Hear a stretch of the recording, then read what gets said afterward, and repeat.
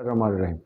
پیٹ کے کیڑے intestinal worms ہیلیمینتھائسس، تو پیٹ کے کیڑے جو ہیں اس میں ہک ورم جو ہے نا اس کی قسم کے کیڑے پائے جاتے ہیں جو انسان کی جو آنتوں کی جھلیاں ہیں نا اس میں یہ اپنا جھلیوں میں پھنس جاتے ہیں اور یہ انسان کی جو خوراک ہے اس کا لحمیات کا زیادہ تر حصہ جو ہے یہ اس میں سے لے لیتے ہیں، تو کھانے کے باوجود جو ہے نا مریض جو ہے نا اس کی صحت کمزور ہوتی رہتی ہے۔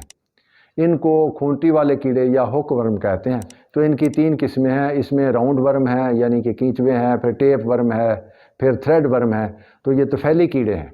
کھیتی باڑی کرنے والے اور جانوروں کو رکھنے والے لوگ جو ہیں ان کو ان کیڑوں سے جو ہے یہ واسطہ رہتا ہے، تو کسان ہو گئے تو قدرتی طور پر ان لوگوں میں ان کیڑوں کے خلاف جو ہے نا یہ قوت مدافعت پیدا ہو جاتی ہے اور اس کو پھر یہ زیادہ نقصان نہیں پہنچاتے۔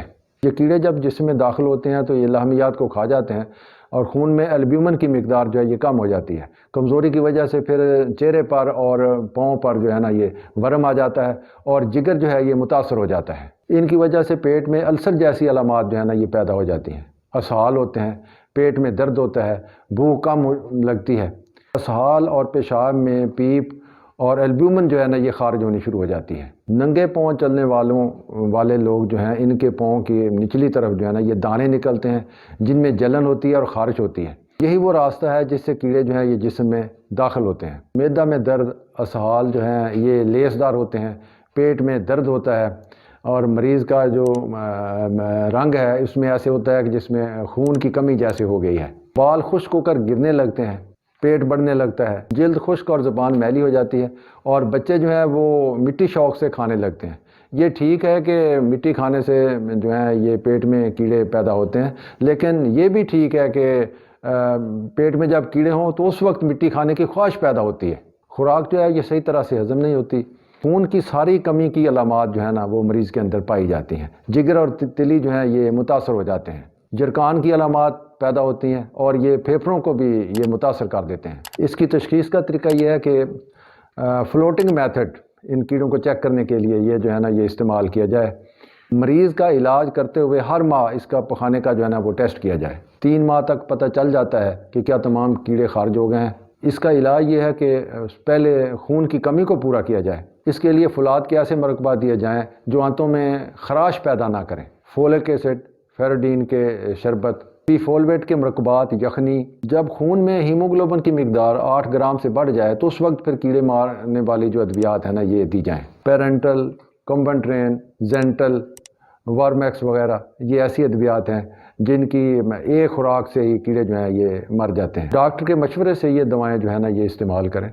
کیڑے نکل جائیں یعنی کیڑے جو ہیں یہ ختم ہو جائیں تو اس کے بعد ادویات کی نسبت مریض کی جو غذا ہے اس پر زیادہ توجہ دی جائے تاکہ اس میں جو لحمیات یا پروٹین ہے وہ اس کی مقدار جو ہے نا وہ پوری ہو اور مریض تندرستی کی طرف گامزن ہو۔ لحمیات کی کمی کو پورا کرنے کے لیے کمپلان کے صفوف جو ہیں یہ مفید ہیں۔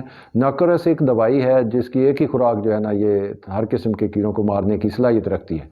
طب یونانی کی ہم بات کریں تو اس میں اندرجو، افسنتین، انار کا چھلکا، بکائن، پلاس پاپڑا، باؤ بڑنگ، برگ نیم، کمیلا، نیم کے پتے، درما اور کرمالا مشہور ادویات ہیں۔ ہمارے ہاں تبخیر معدہ کے اکثر مریض جو ہیں ان میں جو علامات پیدا ہوتی ہیں وہ ان کیڑوں کی وجہ سے ہی ہوتی ہیں۔ طب نبوی کی اگر ہم بات کریں تو نبی کریم صلی اللہ علیہ وآلہ وسلم نے ارشاد فرمایا کہ تم لوگ اپنے گھروں میں ساتر لبان اور مرمکی کی دھونی دیا کرو، تو یہ دھونی طاق بار دو۔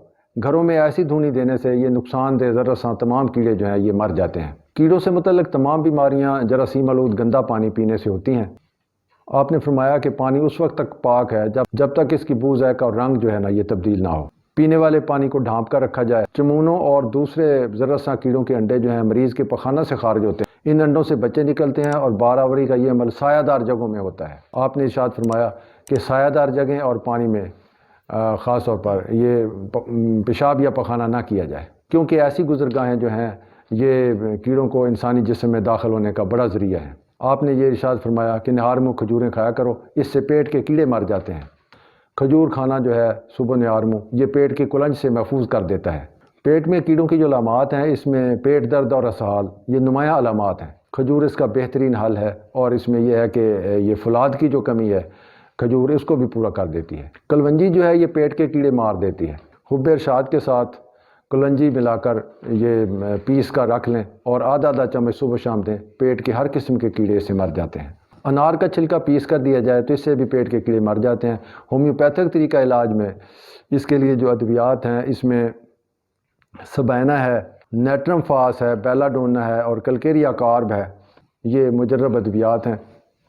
ان کو آپ ملا کر بھی دے سکتے ہیں، اور اس کے لیے جو ہے یہ کچھ بصیرت چاہیے، مرض کی نوعیت کیا ہے، مریض کی حالت کیا ہے، مریض کی عمر کیا ہے، اور یہ بیماری جو ہے یہ کرونک ہے یا ایکیوٹ سٹیج پر ہے، اور سورا، سفلس اور سائیکوسس کے بارے میں آپ کو علم ہونا چاہیے۔